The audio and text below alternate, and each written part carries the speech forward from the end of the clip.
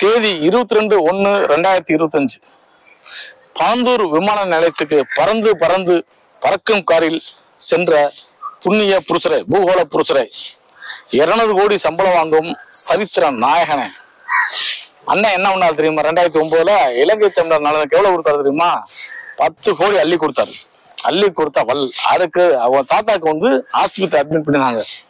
5 லட்சம் கொடுத்தாரு. கொடுத்துட்டு அந்த தாய் மாமா அவர் படத்துல அவர் படத்துல ஒர்க்கே ஸ்டாப் பண்ணிட்டாராம். இவர் வாங்குற 200 கோடியில பொதுமக்கள் என்ன சொல்றாங்க, ஒரு 2000 வீடு கட்டி தரலாம்ல. இவர் வீட்டுக்கு எதுக்கு 15 அடி காம்பவுண்ட்?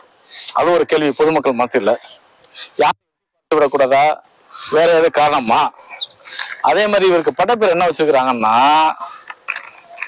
பனையூர் பண்ணையார், கேரவன்லயே ஆட்சியை பிடிக்க நினைக்கும் நாயகர். மக்கள் மனசுல என்ன நினைக்கிறாங்கன்னு தெரியாம இவரா பேசிட்டு இவரா வந்துட்டாராம்.